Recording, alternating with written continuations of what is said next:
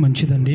ఇంతవరకు సంతోషంగా పాటలు పాడి ప్రభునామాన్ని మహిమపరిచాము. ఈ సమయంలో, ఈ నూతన సంవత్సరంలో ప్రభు మన జీవితాలలో చేసిన మేలులు ఏదైనా మీరు తలంచి దేవుని ఎదుట సాక్షులుగా నిలబడాలని ఆశిస్తే సాక్ష్యాలు పంచుకొని ప్రభునామాన్ని మహిమపరుద్దాం.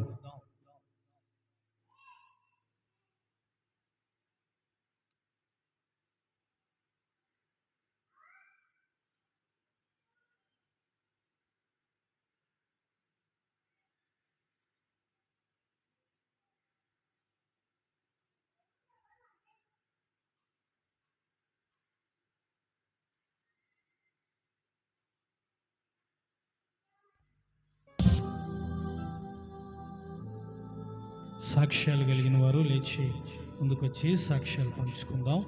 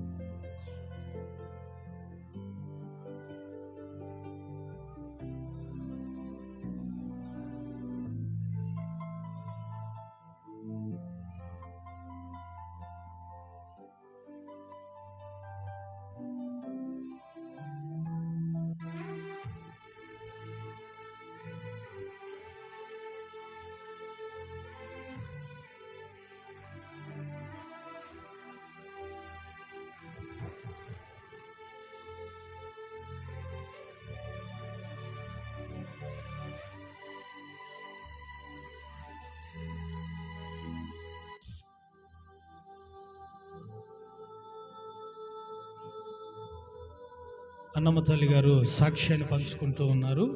వారి మనవడికి వారం నుండి చాలా బలహీనత చేత, జ్వరం చేత, అస్వస్థత చేత ఉన్నప్పుడు ఎన్ని మందులు వాడినా తగ్గలేదంట. గడిచిన రాత్రి దైవజనరాలు విజిటింగ్కి వెళ్ళి ప్రార్థన చేసినప్పుడు దేవుడు స్వస్థపరిచి మంచి ఆరోగ్యం ఇచ్చి కంటి నిండా నిద్రపోవటానికి దేవుడు సహాయం దయచేశాడని తల్లిగారు సాక్ష్యం పంచుకున్నారు. అలాగే వారిని, వారి కుటుంబాన్ని కూడా ఈయన 2025వ సంవత్సరంలో సజీవులుగా దేవుని సన్నిధిలో సాక్షులుగా నిలిపారని కూడా సాక్ష్యం పంచుకున్నారు. వారి పట్ల, వారి కుటుంబం పట్ల దేవుడు చేసిన మేలును బట్టి స్తోత్రం చెల్లిద్దాం. స్తోత్రం, స్తోత్రం, స్తోత్రం, స్తోత్రం. అలాగే మరొక తల్లిగారు కూడా సాక్ష్యం పంచుకుంటూ ఉన్నారు. చాలా రోజుల నుండి మోకాళ్ళ నొప్పుల చేత, శరీరపు బలహీనతల చేత మరి ఏ పని కూడా సరిగా చేసుకోలేని పరిస్థితి అయ్యా, బేరానికి కూడా వెళ్ళలేని పరిస్థితి అయినా ప్రభు మీదే భారం వేసి ప్రభువే స్వస్థపరిచి మంచి ఆరోగ్యం ఇచ్చి వ్యాపారానికి వెళ్ళగలిగి వారం వారం దేవుని మందిరంలో సాక్షిగా నిలబెట్టగలిగితే ప్రభు సన్నిధిలో సాక్షిగా నిలబడతానని అనుకున్నప్పుడు ఈ వారం కూడా ప్రభు సన్నిధికి క్షేమంగా మంచి ఆరోగ్యం ఇచ్చి నడిపించారని సాక్ష్యం పంచుకున్నారు. మరి దేవుడు ఆ తల్లిగారి విషయంలో కూడా చేసిన మేలును బట్టి స్తోత్రం చెల్లిద్దాం. స్తోత్రం, స్తోత్రం, స్తోత్రం, స్తోత్రం, స్తోత్రం, స్తోత్రం. అలాగే మరొక తల్లి గారు కూడా సాక్ష్యం పంచుకుంటూ ఉన్నారు. 12 రోజుల నుండి గొంతు నొప్పి చేత చాలా బాధపడుతూ ఉన్నప్పుడు ప్రభువా నీవే ముట్టి స్వస్థపరిస్తే, మంచి ఆరోగ్యం ఇచ్చి గొంతు నొప్పి నుండి విడుదల కలిగిస్తే సన్నిధిలో సాక్షిగా నిలబడతాను అనుకున్నప్పుడు గడిచిన రాత్రి దేవుడు ముట్టి స్వస్థపరిచి మంచి ఆరోగ్యం ఇచ్చి గొంతు నొప్పి లేకుండా ఈ పూట మన మధ్యలో సాక్షిగా నిలబెట్టుకున్నారని సాక్ష్యం పంచుకున్నారు. మరి తల్లిగారి గొంతు నొప్పి విషయంలో కూడా స్వస్థపరిచి మంచి ఆరోగ్యం ఇచ్చినందుకై స్తోత్రం చెల్లిద్దాం. స్తోత్రం, స్తోత్రం, స్తోత్రం, స్తోత్రం, స్తోత్రం. ఇంకా సాక్ష్యాలు కలిగిన వారు ఉన్నారా? మన పట్ల, మన సంఘం పట్ల, సంఘ బిడ్డల కుటుంబాల పట్ల, దైవజనుల పట్ల, వారి కుటుంబాల పట్ల, మనకు అనుగ్రహింపబడినటువంటి చేతి పనుల పట్ల సమస్త విషయాలలో దేవుడే తోడై ఉండి ఈ రోజు వరకు కూడా కాచి కాపాడినందుకై, మంచి ఆరోగ్యాల చేత దేవుడు నింపుకున్నందుకై స్తోత్రం చెల్లిద్దాం. స్తోత్రం, స్తోత్రం, స్తోత్రం, స్తోత్రం, స్తోత్రం, స్తోత్రం, స్తోత్రం, స్తోత్రం, స్తోత్రం, స్తోత్రం, స్తోత్రం. చిన్న ప్రార్థన చేసుకుందాం. అందరూ కూడా తలలు ఉంచి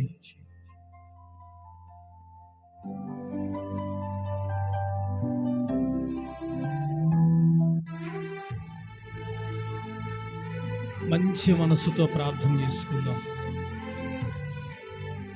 ప్రభు పాదాల మీద వ్రాలిపోదాం. మన బలహీనతలన్నిటి నుండి విడుదల పొందే స్థలములో మనమున్నాం. మన కన్నీరు తొడవగలిగినటువంటి చేతులు చాపి సురక్షితమైనటువంటి రెక్కల క్రింద దాచగలిగిన స్థలములో మనమున్నాం. ఎడబాయని కృపచేత దినదినము ఆయుష్ను పొడిగించుచున్న యేసయ్య ఎదుట మనము ఉన్నాము. ఏ సమయము, ఏ క్షణము,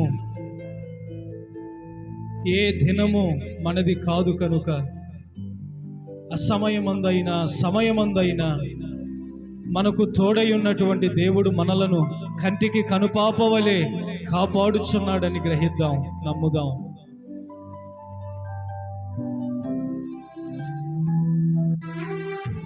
దేవా, నీకు స్తోత్రాలయ్యా. నన్ను దర్శించయ్యా. ఈరోజు ఇలా ఉన్నానంటే కేవలం నీ కృపేనయ్యా. నా కుటుంబం ఇలా నిన్ను ఆరాధించుటకి స్థలములోనికి వచ్చి నీ ఎదుట నిలబడింది అంటే కేవలం నీ కృపేనయ్యా. నా అతిశయము కాదయ్యా, నా బలము కాదు నాయన, నాకున్నటువంటి జ్ఞానము కాదయ్యా, కేవలం నీ కృపేనయ్యా. నీ కృపచేతనే నన్ను ఆవరించావయ్యా. నీకు వందనాలు తండ్రి, నీకు వందనాలయ్యా.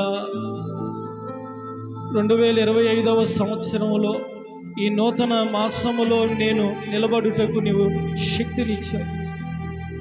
ఎన్నో రాష్ట్రాలు, ఎన్నో దేశాలు, ఎంతోమంది నాయన జనాంగము అవస్థ పడుతూ గడిచిన దినాలలో ఓ ప్రాంతము, పట్టణము కాలిపోయిందయ్యా. దేవుడున్నాడా అన్నందుకు నాయన, దేవుడు లేడు అనేటువంటి నిర్ణయంలో ఉన్నటువంటి ప్రజలకు మరొకసారి నీవు గుర్తు చేసావయ్యా. ఆ ప్రాంతమంతా కూడా ప్రభువా కాలిపోయింది నాయన. ఆ ప్రాంతము నిమిత్తమై ప్రార్థించుటకు, ఆ పట్టణము కొరకు వేడుకొనుటకు మాత్రం మేము సజీవులుగా ఉన్నామయ్యా. అందును బట్టి స్తోత్రం. సజీవులుగా పట్టణము నిమిత్తమై ప్రార్థిస్తున్నామయ్యా. ఆ జనుల నిమిత్తమై ప్రార్థిస్తున్నామయ్యా. యేసయ్యా, జ్ఞాపకం చేసుకోనండి తండ్రి. ప్రభువా, జ్ఞాపకం చేసుకోనండి ప్రభువా. ప్రజలను విడిచిపెట్టొద్దు నాయన, జనులను విడిచిపెట్టొద్దు నాయన. నీ కృపలో దాచమని వేడుకుంటున్నానయ్యా. నీకు స్తోత్రాలు తండ్రి. నా వ్యాధి నన్ను బలహీనము చేసినను, నాకున్న బాధ నన్ను బలహీనము చేసినను, నాకున్నటువంటి ఇరుకు నన్ను బలహీనము చేసినను, నాకున్నటువంటి వ్యతిరేకత, పోరాటాలు నన్ను బలహీనము చేసినను, నీ వాక్యము నన్ను ఆదరిస్తుందయ్యా. నీ వాక్యము నన్ను ధైర్యపరుస్తుందయ్యా. నీ వాక్యము నా ప్రాణమునకు గొప్ప నెమ్మదిని కలిగిస్తుందయ్యా. జ్ఞాపకం చేసుకునండి తండ్రి. వచ్చిన వారిని, రావలసిన వారిని, ప్రతి ఒక్కరిని నీవు జ్ఞాపకం చేసుకొనండి నాయన. నీకు స్తోత్రాలయ్యా, నీకు వందనాలు నాయన. మాకు కావలసినవన్నీ కూడా నీవు ముందుగానే సిద్ధపరిచిన దేవుడవయ్యా, ముందుగానే సమకూర్చిన దేవుడవయ్యా. నీకు స్తోత్రాలు తండ్రి. నీకు వందనాలయ్యా, నీకు వందనాలయ్యా, నీకు వందనాలయ్యా, నీకు వందనాలయ్యా తండ్రి.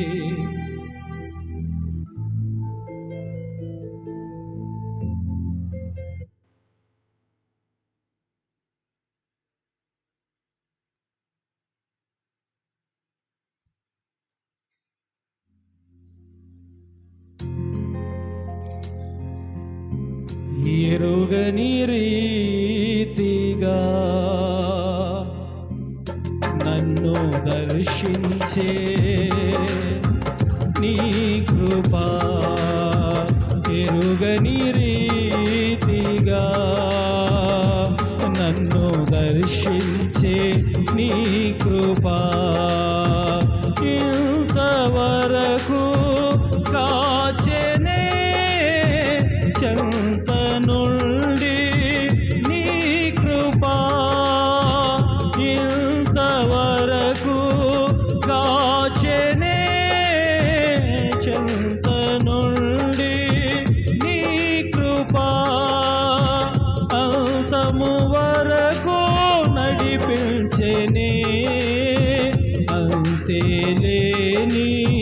నీ కృపా అంతము వరకు నడిపించెనే, అంతేలేని నీ కృపా కృపా కృపా యేసుని కృపా యేసుని కృపా ఎరుగని రీతిగా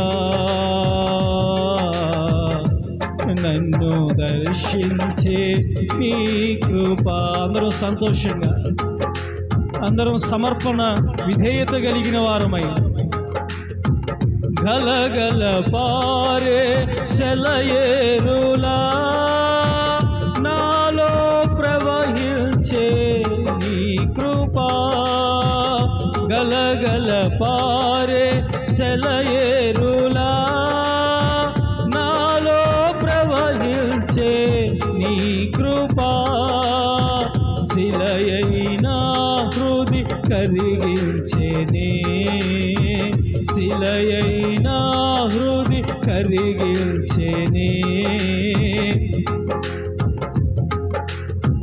నీ కృపా గమ్యము చేర్చే నీ కృపా కృపా కృపా కృపా యేసుని కృపా యేసుని కృపా ఎరుగని రీతిగా నన్ను దర్శించే నీ కృపా, పావనమైన జీవన యాత్రలో క్షేమమునిచ్చే నీ కృపాయా, పావనమైన జీవన యాత్రలో క్షేమమునిచ్చే నీ కృపా అయా, క్షణమైనా నన్ను ఎడబాయక, క్షణమైనా నన్ను ఎడబాయక గమ్యము చేర్చే నీ కృపా, క్షణమైనా నన్ను ఎడబాయక గమ్యము చేర్చే నీ కృపా కృపా కృపా కృపా యేసుని కృపా యేసుని కృపా ఎరుగని రీతి. అందరూ స్వరాలు ఎత్తి పాడుదాం. ఎరుగని రీతిగా మనలను దర్శించే దేవుని కృప, క్షణమైన మనలను ఎడబాయని కృప, గమ్యము చేర్చే కృప, ఈ స్థలములో మనలను ఆవరించాలని, ఈ స్థలములోనికి నిన్ను నడిపించిన కృప, ఎరుగని రీతిగా నన్ను దర్శించే నీ కృప, ఎరుగని రీతిగా నన్ను దర్శించే నీ కృపాయా. నీ కృపలేనిదే నేను బ్రతుకలేనయ్యా, నీ కృపలేనిదే క్షణమైనా నేను నిలబడలేనయ్యా, శ్వాస తీసుకోలేనయ్యా, గమ్యానికి చేరలేనయ్యా. నీ కృపే నన్ను ఆదరించగలిగిన, నీ కృపే నన్ను బలపరచగలిగిన, నీ కృపే నన్ను ఓదార్చగలిగిన, నీ కృపే నాకు శక్తినివ్వగలిగిన మహదైశ్వర్యమై ఉన్నది ప్రభువా. నీ కృపే రాబా శందరల రాబా రిబల రాబా శరల రాబల రాబల రాబా. నీ కృపలో నన్ను దాచయ్యా, నీ కృపలో నన్ను దాచయ్యా. ఘోర పాపినైన నేను దూరంగా పారిపోగా, ఘోర పాపినైన నేను దూరంగా పారిపోగా నీ ప్రేమతో నన్ను క్షమించి నన్ను హత్తుకున్నావయ్యా. నన్ను నీ ప్రేమతో క్షమించి నన్ను హత్తుకున్నావయ్యా. ఎంత మంచి దేవుడవయ్యా, ఎంత మంచి దేవుడవయ్యా. నా చింతలన్నీ తీరేనయ్యా నిన్ను చేరగా. ఎంత మంచి దేవుడవేసయ్యా. నా చింతలన్నీ తీరేనయ్యా నిన్ను చేరగా. ఎంత మంచి దేవుడవేసయ్యా. నాకున్న వారందరూ నన్ను విడచిపోయినను, నాకున్న వారందరూ నన్ను విడచిపోయినను అయ్యా. నీ ప్రేమతో నన్ను క్షమించి నన్ను విడువలేదు యేసయ్యా. నన్ను విడవలేదయ్యా. నన్ను నీ ప్రేమతో నన్ను ఆదరించి నన్ను విడువలేదు యేసయ్యా. ఎంత మంచి దేవుడవయ్యా, ఎంత మంచి దేవుడవయ్యా. చింతలన్నీ తీరేనయ్యా నిన్ను చేరగా. ఎంత మంచి దేవుడవయ్యా. నా చింతలన్నీ తీరేనయ్యా నిన్ను చేరగా. ఎంత మంచి దేవుడవేసయ్యా. రండయ్యా, మా మధ్యలోనికి దిగిరండి నాయన. నీ సన్నిధిని అనుభవించే భాగ్యాన్ని ఇవ్వండయ్యా. నీ యందు ప్రకాశించే కృపనివ్వండయ్యా. నీలో వెలిగి నన్ను నాయన అయ్యా కాపాడుకొని స్థిరపరుచుకునే మనస్సునివయ్యా. నన్ను ధైర్యపరిచయ్యా. హర్షిద్దాం ప్రభువులో, సంతోషంగా చప్పట్లు కొడదాం. ప్రతి ఒక్కరూ ప్రభు యందు ఆనందిద్దాం, సంతోషంగా ఉల్లసిద్దాం. దేవుడు మన మధ్యలో ఆత్మస్వరూపిగా సంచరించుచున్న సమయం. రిసీవ్ యేసునామములో అల్లారాబా షందరల్లారాబా రిబల్లారాబా షెరలరబలరబలరబల. యేసయ్యా తండ్రి,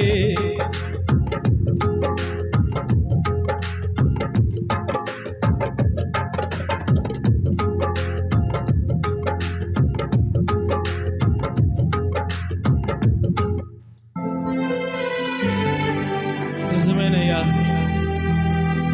నాతో మాతో మీరు మాట్లాడుటకై మమ్మల్ని ఏర్పరుచుకున్న నీ ప్రేమను బట్టి, నీ కృపను బట్టి నిన్ను మనస్ఫూర్తిగా స్తుతిస్తూ ఉన్నానయ్యా. ఈ సమయమందు వచ్చినటువంటి మమ్మల్ని అందరినీ కూడా నీవు రేపి మమ్మలను పురికొలిపి ఈ స్థలములో నాతో నీవు మాట్లాడుటకై ఏక మనస్సు చేత మమ్మల్ని అందరినీ నాయన నీవు సిద్ధపరిచి ఏక ఆత్మ చేత వినగలిగే చెవితో మమ్మల్ని ఈ స్థలములో నాయన నీ వాక్యం యందు ప్రతిష్ఠించుకునే కృపను అనుగ్రహించండి అయ్యా. రావలసినటువంటి వారందరినీ కూడా సకాలంలో నడిపించండి.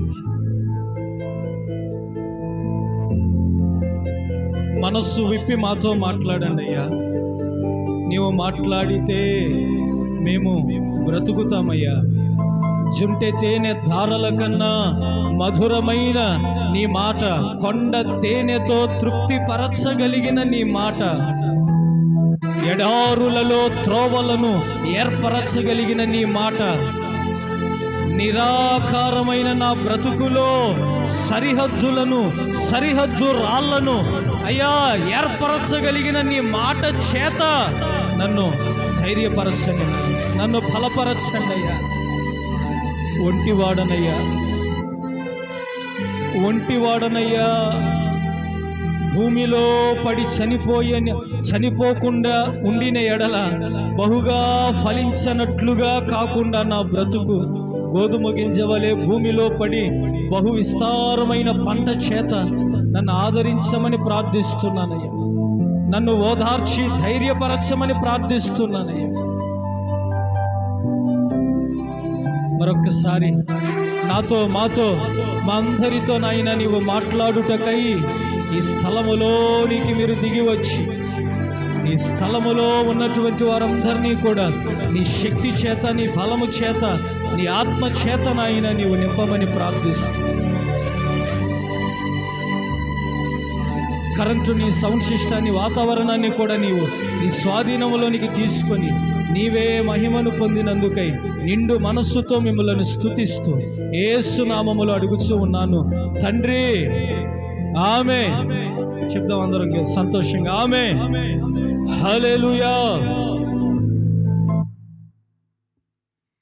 కూడి వచ్చిన మీ అందరికీ ప్రభు అయిన యేసుక్రీస్తు నామములో ప్రేమపూర్వకమైన వందనాలు. అందరికీ వందనాలు, దేవునికి స్తోత్రాలు. ఈ సమయమందు కొన్ని ప్రకటనలు మీకు తెలియచేస్తాను. దేవుని చిత్తమైతే ఈ నెలలో స్త్రీల కూడిక ఉంటుంది. దేవుని మహాకృపను బట్టి ఎప్పుడు సమయం అనేది మీకు తెలియచేస్తాను. మన సంఘాన్ని, స్త్రీలను ప్రభువులో మరింతగా బలపరచడానికి దైవ సేవకురాండ్రు కూడా వస్తారు. ఆ రోజు మనందరికీ మంచి ప్రేమ విందును కూడా వారే సిద్ధపరుస్తారు. మీ అందరికీ మంచి గిఫ్ట్లు కూడా. అయితే వాటి నిమిత్తమై కాదు, కానీ మనం ఆత్మలో మరింతగా బలపడటానికి ఆత్మీయమైనటువంటి మంచి వర్తమానము చేత దైవ సేవకురాండ్రు వస్తారు. సేవకురాలు కూడా మీ మధ్యలో ఉంటుంది. ఆ రోజు ఎప్పుడు సమయం అనేది మీకు నేను తెలియచేస్తాను. బహుశా పై వచ్చే వారం అవుతుందేమో, ఈ వారం కాకుండా పై వచ్చే వారంలో ఉంటుంది. కనుక మీకు సంబంధించిన స్త్రీలందరినీ కూడా తీసుకొని ఆ పూట పగటిపూటే జరుగుతుంది. మీరందరూ కూడా రండి, పాలు పంపులు పొందండి. వారికి మన సంఘం తరపున కొన్ని ప్రేమ విషయాలు వారికి మన సంఘం తరపున తెలియచేయండి. కనుక ఈ కూడిక ఆశీర్వాదకరంగా జరిగేటట్లుగా, మంచి సమయాన్ని, తేదీని దేవుడు నిర్ణయించేటట్లుగా అలా చేతులూపుతూ స్తోత్రం చెల్లిద్దాం. స్తోత్రం, స్తోత్రం, స్తోత్రం, స్తోత్రం, స్తోత్రం. ఆ దినమునకు అవసరమైన మంచి అనుకూలమైన వాతావరణము చేత, సమాధానమైనటువంటి ఆత్మ చేత, నడిపింపు చేత వచ్చే సేవకులను, సేవకురాండ్రను కూడా వాడుకోవాలి అని ఒక్కసారి అలా చేతులూపుతూ స్తోత్రం చెల్లిద్దాం. స్తోత్రం, స్తోత్రం, స్తోత్రం, స్తోత్రం, స్తోత్రం, స్తోత్రం, స్తోత్రం. అలాగే స్థానికంగా ఇక్కడే 13 సంవత్సరాల నుండి పరిచర్యను చేయుచు దేవుని యొక్క సేవలో విరివిగా వాడబడుటకు దేవుడు మాకు మంచి కృపనిచ్చాడు, ఆరోగ్యం ఇచ్చాడు, ఆయుష్నిచ్చాడు, క్షేమాన్ని కూడా ఇచ్చాడు. ఈ సంవత్సరం ఇన్ని సంవత్సరాల కంటే మరింత అభిషేకము చేత ఉన్న ఈ ప్రాంతములోనే దేవుడు బలముగా వాడుకునేటట్లుగా, మన సంఘాన్ని కూడా దేవుడు ఆశీర్వదించి విస్తరింప చేసేటట్లుగా, అభివృద్ధి చేసేటట్లుగా ఉన్న విశ్వాసులందరినీ కూడా జ్ఞాపకం చేసుకొని మంచి ఆరోగ్యాల చేత వారిని నింపేటట్లుగా అలా చేతులూపుతూ స్తోత్రం చెల్లిద్దాం. స్తోత్రం, స్తోత్రం, స్తోత్రం, స్తోత్రం, స్తోత్రం, స్తోత్రం, స్తోత్రం, స్తోత్రం, స్తోత్రం, స్తోత్రం. ఆరాధనలు ఎక్కువైపోతూ ఉన్నాయి. ఈరోజే 4 ఆరాధనలు ఉన్నాయి. ఈ ఆరాధనతో కలిపి ప్రొద్దున్నే వెళ్ళవలసి ఉంది, కానీ వెళ్ళలేకపోయాను. ఎందుకంటే మన సంఘాన్ని దేవుడు ప్రేమించి ఇచ్చాడు, ఈ సంఘాన్ని. కనుక ఈ సంఘాన్ని కూడా మనం కాపాడుకొని ఈ సంఘాన్ని కూడా దేవుని చేతికి అప్పగించుకోవాలి అన్నదే నా ఆలోచన. ఏదెను తోటలో ఆదాముకి ఏదెను తోటను సేద్యపరచుటకు ఏదెను తోటను కావలి కాచుటకు 2 అవకాశాలు దేవుడిచ్చాడు. సేద్యపరిచే విషయంలో నమ్మకంగా ఉన్నాడు, కానీ కాపాడుకోలేకపోయాడు. అందుకే ఏదెను తోటలో నుండి తోలివేయబడ్డాడు. నేను మరలా మీకు చెప్తున్నాను, దేవుడు మనకు అవకాశం ఇచ్చినప్పుడు చాలా వరకు ప్రార్థనా జీవితాన్ని కాపాడుకోండి. చేస్తున్నాము అంటే ఏదో చేస్తున్నామని కాదు, కానీ కాపాడుకోవటం చాలా ముఖ్యం. లేకపోతే తోలివేయబడతాం. ఏదో ప్రార్థనకు వస్తున్నాము అంటే వస్తున్నామని కాదు, కాపాడుకోవాలి. యోహాను సువార్తలో కూడా దేవుడు అంటాడు, నా గొర్రెలను మేపు, నా గొర్రెలను కాయి. పేతురు, నా గొర్రెలను మేపయ్యా, నా గొర్రెలను కాపాడయ్యా. ఎట్ ద సేమ్ టైం శారీరక సంబంధంగా నువ్వు మేపబడాలి, ఆత్మీయంగా కూడా నువ్వు మేపబడి కాపాడబడాలి. వాక్యం అందించబడుతున్నప్పుడు నీ హృదయంలో దాన్ని విని ప్రక్కకు నెట్టివేసుకునేటట్లుగా నువ్వు ఉండకూడదు. దాన్ని కాపాడుకోవాలి. ఆ వాక్యాన్ని స్థిరపరచుకోవాలి హృదయంలో. చాలామందికి ఈ విషయం తెలియక చాలామంది ఇబ్బంది పడుతూ ఉన్నారు. గడిచిన వారంలో పట్టణమే కాలిపోయింది. పట్టణమే కాలిపోయి పట్టణంలో ప్రజలందరూ కూడా ఏమైపోయారండి? తోలివేయబడ్డారు. నివసించటానికి సరైనటువంటి స్థలం లేక ఎంత అవస్థ పడుతున్నారు. ఒక్క మాట, ఎవరు కావాలి అన్నందుకు లోకము, డబ్బు కావాలి అని వారి హృదయాలలో దేవుడు లేడు అని ఆలోచించినందుకు.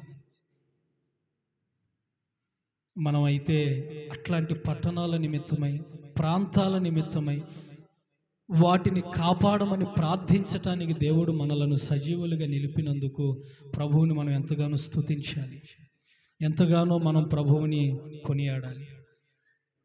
చాలామంది 25లో యుగాంతం అంటున్నారు. ఈ 25లో మరలా జలప్రలయం, మరలా సునామీలు, మరలా ఏదో చూడకూడని భయంకరమైనటువంటి విపత్తులు చూస్తాము అంటున్నారు. అట్లాంటి వాటన్నిటిలో నుండి విడిపించబడాలి అని ప్రతి వ్యక్తికి ఉంటుంది, కానీ విడిపించబడేటట్లుగా కాపాడమని ప్రార్థించే మనస్సు కొంతమందికే ఉంటుంది. అది ప్రభు మనకిచ్చాడు. కనుక మనం కాపాడుకోవాలి. మనం కాపాడుకోవటానికి ఖచ్చితంగా పూనుకోవాలి, రేపబడాలి ప్రభువులో. ఆ రీతిగా దేవుడు మనకిచ్చిన ప్రతి అవకాశాన్ని కాపాడుకునే మంచి కృప ఈ సంవత్సరం అంతా కూడా దేవుడు మనకు అనుగ్రహించేటట్లుగా స్తోత్రం చెల్లిద్దాం. స్తోత్రం, స్తోత్రం, స్తోత్రం, స్తోత్రం, స్తోత్రం, స్తోత్రం, స్తోత్రం, స్తోత్రం. చాలా కుటుంబాలలో ఈ ప్రాంతంలోని ఎందుకో మరి చాలా కుటుంబాలలో అల్లర్లు, గొడవలు, అసమాధానం, ఎందుకో ఒకరంటే ఒకరు పడనటువంటి స్వభావాలు, ఎందుకో ఒకరి కొరకు ఒకరు ప్రార్థన చేసుకోలేనటువంటి మనస్సు, ఒకరిని ఒకరు కూడా ప్రేమగా కూడా పలకరించుకోలేనటువంటి మనస్సు ఎందుకో మన ప్రాంతంలోనే ఎక్కువగా పనిచేస్తూ ఉంది. నాకు చాలాసార్లు నేను మీ మధ్యలోనికి రాలేకపోయినా కానీ ఆ మాటలు నా చెవును పడతా ఉన్నప్పుడు, వింటూ ఉన్నప్పుడు చాలా బాధపడతా ఉంటాను. నేను చాలా పెద్ద ప్రాంతం, పేరుకి చెప్పుకోవటానికి పెద్ద ప్రాంతం. ఇంత పెద్ద ప్రాంతం కలిగిన ఈ ప్రాంతం ఎంత కలిసి ఉండాలి, ఎంత ఐక్యంగా ఉండాలి, ఎంత సమాధానంగా, సామరస్యంగా ఉండాలి, ఎంతగా ఈ ప్రాంతం ఏమండి ముళ్ళ బాటలో నుండి పూల బాటగా మారాలి.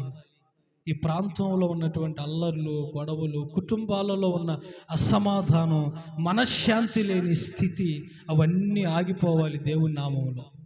వాటన్నీ అవన్నీ ఆగిపోయి ఈ ప్రాంతంలో దైవజనుని యొక్క లేకపోతే దైవ సేవకుల యొక్క ప్రయాస వ్యర్థము కాకుండా ఈ ప్రాంతాన్ని దేవుడు మరలా సస్యశ్యామలంగా మార్చేటట్లుగా అలా చేతులూపుతూ స్తోత్రం చెల్లిద్దాం.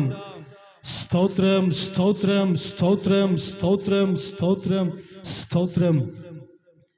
ఇంకొక విషయం ఏంటంటే, చాలామంది ఎక్కడి నుండో ఈ ప్రాంతానికి వస్తారు స్థిరపడాలి అని. ఒక సంవత్సరం ఉంటారు, సంవత్సరంన్నర ఉంటారు, తర్వాత మరలా వలస వెళ్ళిపోతారు.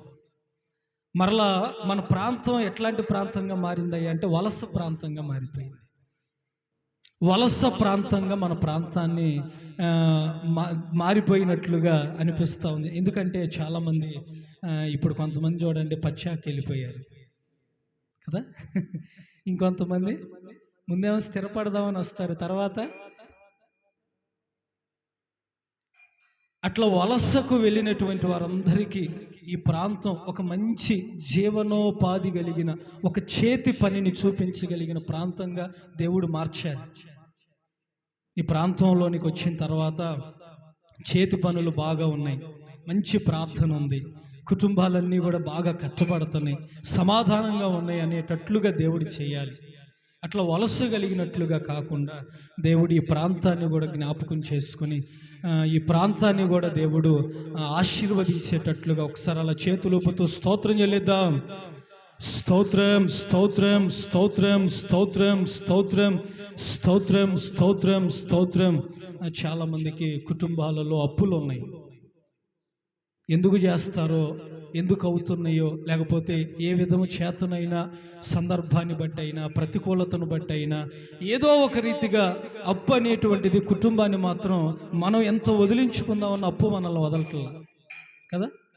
మనం వదిలించుకోవాలి, అసలు అప్పు స్థితిలోనికి మనం వెళ్ళకూడదు అని మనం ఎంతగా ఆలోచిస్తున్న అప్పు మాత్రం ఎందుకో మనల్ని కృంగదీస్తానే ఉంది.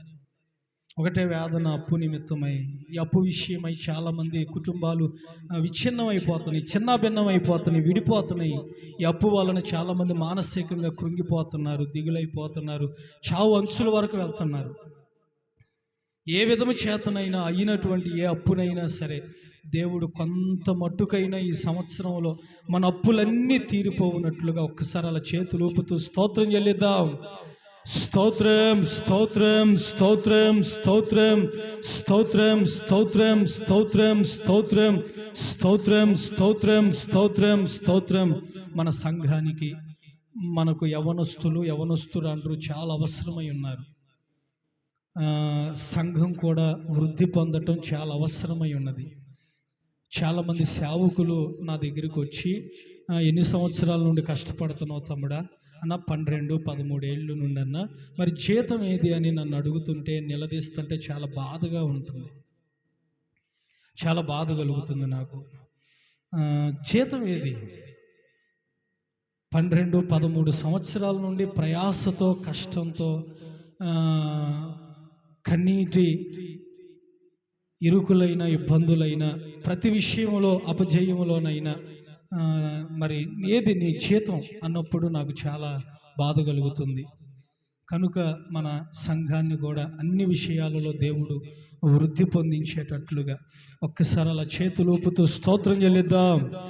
స్తోత్రం, స్తోత్రం, స్తోత్రం, స్తోత్రం, స్తోత్రం, స్తోత్రం, స్తోత్రం, స్తోత్రం. ఓ మంచి సౌండ్ సిస్టమ్ ఎండాకాలం కల్లా కొనాలి. దేవుడు మంచి ద్వారాలు తెరవాలి, మంచి సిస్టమ్ మనకు అవసరమై ఉన్నది. చాలామంది లైవ్ ద్వారాగా వర్తమానాలు విని చాలా బలపడుతున్నారని నేను వింటా ఉన్నా. కానీ మన సంఘం చాలా బలహీనం అయిపోతూ ఉంది. అనేకులు బలపడుతున్నారు, కానీ మన సంఘం చాలా బలహీనం అయిపోతూ ఉంది. కనుక మంచి సౌండ్ సిస్టాన్ని దేవుడు మన సంఘానికి అనుగ్రహించి బలహీనతలలో నుండి ఆత్మ సంబంధమైన మంచి బలమైనటువంటి వర్తమానాల చేత మన సంఘాన్ని కూడా దేవుడు దర్శించేటట్లుగా స్తోత్రం చెల్లిద్దాం. స్తోత్రం, స్తోత్రం, స్తోత్రం, స్తోత్రం, స్తోత్రం, స్తోత్రం, స్తోత్రం. చాలా స్థలాల్లో లైవ్ ప్రోగ్రాలను బలపరచడానికి మీ వంతుగా మీరు కృషి చేయండి. టీవీ ప్రోగ్రాలకు స్పాన్సర్లుగా మీరు ఉండండి. సంఘానికి ఖచ్చితంగా మీ వంతుగా మీరు చెయ్యండి. సభ్యత్వాలు కూడా మీరు కలిగి ఉండండి. 13 ఏళ్ల నుండి నా నోటి వెంట ఎప్పుడు ఆ మాట పలకల. దేవునికి మహిమ కలుగునుగాక. ఎప్పుడు ఆ మాట నేను పలకల. ఎందుకో తెలుసా? మన సంఘాన్ని మానవునిగా నా నోటి మాట చేత మిమ్మల్ని ఏదో తయారు చేయాలని నేను ఆశపడట్లా. మిమ్మల్ని పరిశుద్ధాత్మ దేవుడు కట్టాలని నా ఆశ.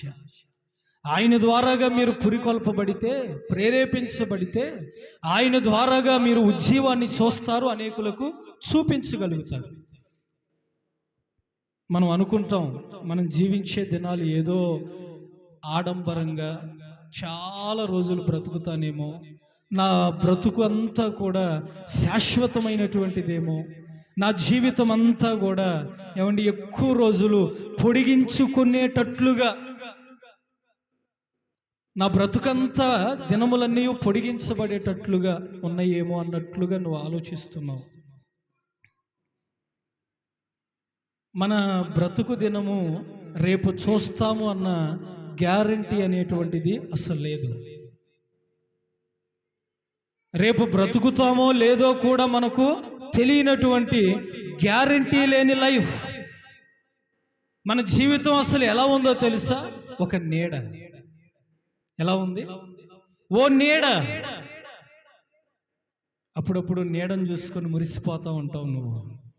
ఏ మనిషి నాకు తోడుగా లేకపోయినా, ఏ వ్యక్తి నన్ను పలకరించటానికి రాకపోయినా, ఏ వ్యక్తి నా బాధలో తోడుగా ఉంటానని పలికిన వ్యక్తి ఈరోజు నా కనులకు కనబడకపోయినా, ఈ నీడైనా కనబడుతుంది.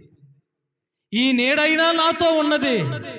ఈ నీడైనా నన్ను బలపరచటానికి, ధైర్యపరచటానికి ఈ నీడనైనా చూసుకుంటున్నాను అన్నట్లుగా నువ్వు అనుకుంటావు. ఈ నీడైనా శాశ్వతమైన నీ జీవితంలో, ఈ నీడైనా నీ జీవితంలో శాశ్వతమేనా? వాక్యపు లోతుల్లోనికి వెళ్దాం. కీర్తన పుస్తకం 39వ అధ్యాయం 6వ వాక్యాన్ని ఒక్కసారి మనం చదవగలిగినప్పుడు, కీర్తన పుస్తకం 39వ అధ్యాయము 6వ వాక్యాన్ని ఒక్కసారి చదువుదాం. మనుష్యులు భూమి మీద మునుపటి నీడవలే తిరుగులాడుతూ ఉంటారంట. వారు తొందరపడుట వారికే కదా. వారు ధనమును సమకూర్చుకొందురు, కానీ అది ఎవనికి చేజిక్కునో వారికి తెలియదు. ఆలోచించేయండి వాక్యాన్ని. భూమి మీద మన బ్రతుకు అంతయు కూడా నీడవలే ఉన్నదంట. నీడ. ఎందుకు దేవుడు నీడ గురించి ఈ పూట మన ముందు ఉంచాడు అంటే, ఈ నీడ కూడా మన జీవితంలో మనం శాశ్వతమేమో అని అనుకుంటే అది నీ ఆలోచనే. ఈ నీడ ఎప్పుడయ్యా మనకు కనబడుతుంది అని మనం ఆలోచించినప్పుడు, వెలుతురు వస్తున్నప్పుడు, వెలుగున్నప్పుడు మాత్రమే ఈ నీడ మనకు కనబడుతుంది. వెలుగు లేకపోతే నీడ కూడా మాయమే. నీడ కూడా మాయే. వెలుతురులో ఉన్నంత సేపు నీడ మన వెనకే ఉంటుంది, మన చుట్టూ ఉంటుంది. వెలుతురు లేకపోతే, ఈ వెలుతురు ఎవరో తెలుసా? ఈ వెలుగు ఎవరో తెలుసా? యేసుక్రీస్తే. యేసుక్రీస్తులో ఉన్న మనం వెలగగలుగుతాం. యేసుక్రీస్తులో ఉన్న మనం ఆధారం ఆయనను చేసుకొని బ్రతకగలిగినప్పుడు యేసు సమస్తము కూడా మనకు సాధ్యం చేయగలుగుతాడు. మన బ్రతుకుకు ఒక విలువని ఇవ్వగలుగుతాడు. అందుకే లూకాసు సువార్త 8వ అధ్యాయం 12వ వాక్యంలో ఒక మాట వ్రాయబడి ఉంది. నేను లోకమునకు వెలుగై ఉన్నాను. 8వ అధ్యాయం 12వ వాక్యాన్ని మనం చూడగలిగినప్పుడు, నేను లోకమునకు వెలుగై ఉన్నాను ఉందా? యోహాను సువార్త 8వ అధ్యాయం 12వ వాక్యం.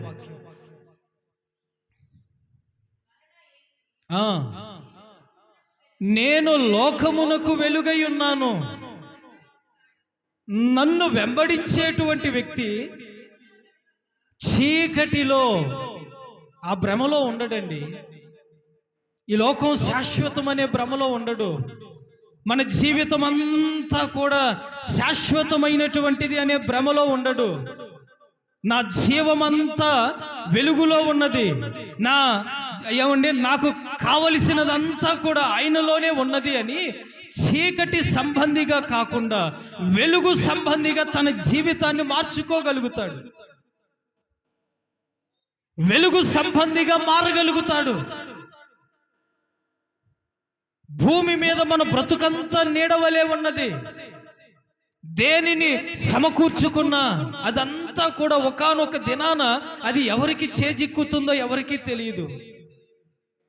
మరి అంత సంపాదించుకున్నాడు రా, అంత సంపాదించుకున్నా ఏం ప్రయోజనం అతని జీవితం?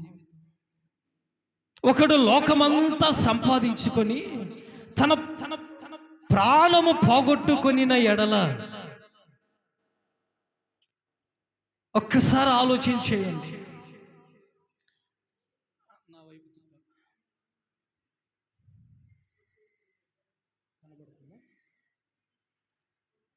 ఒకడు లోకమంతా సంపాదించుకొని తన ప్రాణము పోగొట్టుకొనిన ఎడల మనం ఏంటో మనకు అర్థమైపోతుంది. మనం భూమి మీద నీడవలే ఉన్నామంట. నీడ. ఇంకొక పదాన్ని కూడా చూద్దాం. యోబు గ్రంథం 8వ అధ్యాయం 8వ వాక్యాన్ని మనం చూడగలిగినప్పుడు చాలా క్లియర్గా వ్రాయబడి ఉంటుంది అక్కడ. 8వ అధ్యాయము 8వ వాక్యం, మనము నిన్నటి వారమే, మనకు ఏమియో తెలియదు, భూమి మీద మన దినములు నీడవలే ఉన్నవి. మన రోజులన్నీ నీడే, మన రోజులన్నీ నీడవలే ఉన్నాయి. ఎప్పుడు మరణం వస్తుందో తెలియదు, ఎప్పుడు సంతోషం వస్తుందో తెలియని బ్రతుకులు, ఎప్పుడు సమాధానము కలుగుతుందో తెలియని జీవితాలు, ఎప్పుడు మన కష్టానికి మన ప్రయాసకు తగిన ప్రతిఫలాన్ని చూస్తామో తెలియని బ్రతుకులు ఇవి మనవి. మన బ్రతుకులన్నీ భూమి మీద ఓ నీడ. నువ్వు వెలుతురులో ఉన్నంత కాలం ఆనందించగలుగుతావు. వెలుతురులో ఉన్నంత కాలం లోకమంతా కూడా నీకు స్పష్టముగా కనబడగలుగుతుంది. నీవేమై ఉన్నావో నీకు అర్థమవుతుంది, గ్రహించగలుగుతావు. నువ్వేం చేయగలుగుతున్నావో, ఏమి చేస్తున్నావో, ఏమి సాధించగలుగుతున్నావో నీకు అర్థమవుతుంది. వెలుగులో నుండి ఒక్కసారి చీకటిలోనికి వచ్చినప్పుడు నీ నీడ మాయమైపోతుంది. అంతవరకు నీకు తోడుగా వచ్చిన నీడ శాశ్వతము కాదు అనే ఆలోచనలోనికి నీవు వెళ్ళిపోతావు. యోబు ఎంతగా బాధాకరమైనటువంటి బాధతో ఈ మాట అంటున్నాడండి. మనకి ఏమీ తెలియదు, ఏమీ తెలియదు. మనకి మన బ్రతుకంతా నీడవలే ఉంది. నీడ. మన బ్రతుకంతా నీడే. ఈరోజు వాక్యం పేరు ఏంటంటే నీడ.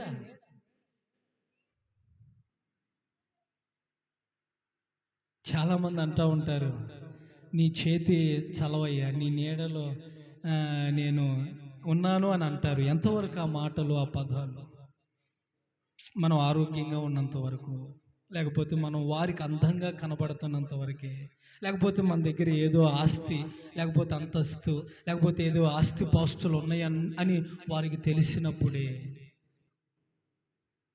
కళ్ళ ముందే తిరిగేటువంటి వారు మూలన పడిపోతే ఈరోజు మనం పలకరించలేని పరిస్థితుల్లో, వారిని చూచి దాటి వెళ్ళిపోయే పరిస్థితుల మధ్యలో మనం ఉన్నాం. ఎవరికి చెప్పుకోలేము. వెలుతురు లైటు వేస్తే నీడ కనబడుతుంది, వెలుగులో ఉంటే నీడ కనబడుతుంది. లైటు ఆర్పితే నీడ కనబడదు, వెలుగులో లేకపోతే నీడ కనబడదు. మన బ్రతుకు కూడా అంతే. శాశ్వతమని నువ్వు భ్రమ చెందొద్దు. బ్రతికిన కొద్ది కాలమైనా ఎవరి కోసం బ్రతుకుతున్నాను, ఎందుకోసం బ్రతుకుతున్నాను, ఎవరి కొరకు బ్రతుకుతున్నాను, నేనేం సాధిస్తున్నాను, నేను ఒక్క ఆత్మనైనా రక్షించగలుగుతున్నానా? నేను నన్ను సృజించిన దేవుని కొరకు ఒక్కరోజైనా బ్రతకగలుగుతున్నానా? ఆలోచించేయాలి. దేవుడు నిన్ను ఏర్పరుచుకున్నాడు. నువ్వు దేవుని ఏర్పాటులో ఉన్నావు. దేవుని ఉద్దేశాలన్నీ నీ ఎడల సఫలం అవ్వాలని దేవుడు కోరుకుంటున్నాడు. చాలా జాగ్రత్తగా ఆలోచన చేసినప్పుడు నాకెందుకో ఈ పదాలన్నీ కూడా నా హృదయాన్ని కొంచెం ఆలోచింపచేసాయి. చదవండి ప్రసంగి గ్రంథం 6వ అధ్యాయం 12వ వాక్యాన్ని కూడా చూసినప్పుడు, ప్రసంగి గ్రంథం 6వ అధ్యాయం 12వ వాక్యాన్ని కూడా చూడండి. నీడవలే మన దినములన్నీ, అదిగో నీడవలే మన బ్రతుకు దినములన్నీ వ్యర్థంగా ఒకవేళ బ్రతుకుతున్నామేమో. ఏది మనకు క్షేమకరమైనదో ఎవరికి తెలియను? వారు పోయిన తరువాత మనిషి ఉన్నంతకాలం మనిషి విలువ ఎప్పటికీ అర్థం కాదు. ఆలోచన చెప్పే వ్యక్తి ఉన్నంత కాలం ఆ వ్యక్తి విలువ అర్థం కాదు. నడిపించే వ్యక్తి ఉన్నంత కాలం ఆ వ్యక్తికి ఆ విలువ అర్థం కాదు. భారం మోసే వ్యక్తి ఉన్నంత కాలం ఆ వ్యక్తి విలువ అర్థం కాదు. అంతా కూడా వ్యర్థంగా మనం బ్రతుకు దినములన్నీ నీడవలే ముగించుకునేటట్లుగా మన జీవితాన్ని మనమే చేజేతులారా కాల్చి వేసుకునే స్థితిలోనికి వెళ్ళిపోతా ఉన్నాం. అంతా ముగించబడిన తరువాత ఇప్పుడు మనం ఏమనుకుంటామో తెలుసా? ఆ దినాలే బాగున్నాయి కదా, ఆ రోజులే బాగున్నాయి కదా, ఆ ప్రజలతో ఉన్నప్పుడే బాగుంది కదా, ఆ ఆత్మీయులతోనే నా జీవితం ముగించబడితే బాగుండు కదా, అప్పుడే కాలము స్తంభించి ఉంటే బాగుండు కదా. ఇప్పుడు మన జీవితం వ్యర్థంగా ఉందా? ఏమన్నా ప్రయోజనంగా ఉందా? మన బ్రతుకు శాశ్వతం అని నువ్వు అనుకుంటున్నావా? 39వ కీర్తనలో 5వ వాక్యంలో దావీదు అంటాడు, నా బ్రతుకు దినములన్నీ నీవు బెత్తెడంత పరిమాణముగా చేసావయ్యా. ఎంత?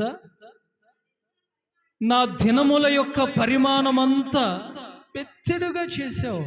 నాకు తెలుసయ్యా, నేను బాల్య దశను, ఇప్పుడు యవ్వన దశను, వృద్ధాప్యపు దశను, బాల్యానికి యవ్వనానికి మధ్య దశను నేను చూచి చనిపోతానేమోనని నేను అనుకుంటున్నాను. కానీ అప్పటి వరకు కూడా బ్రతుకుతానో లేదో,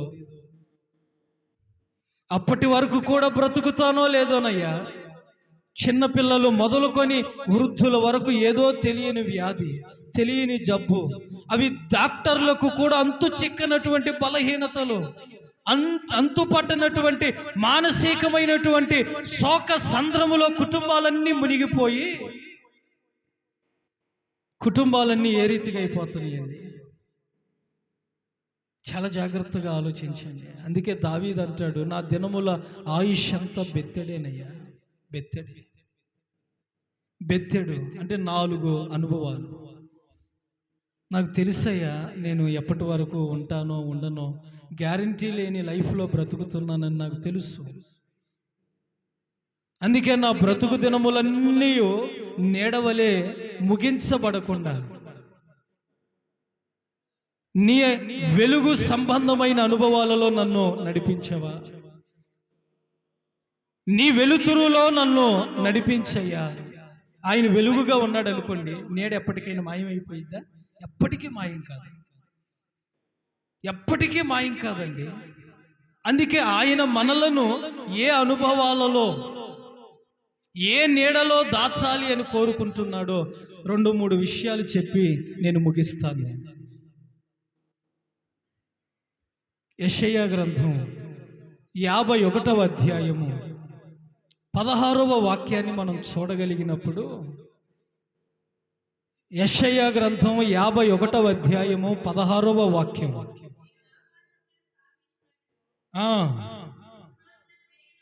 వేయినట్లును నా జనము నీవే అని ఆ ఆ పదం బాగా అబ్జర్వేషన్ చేయండి. నీ నోట నా మాటలు ఉంచి దేవుని యొక్క చేతి నీడలో ఈ సంవత్సరం అంతా మనలను కప్పునుగాక.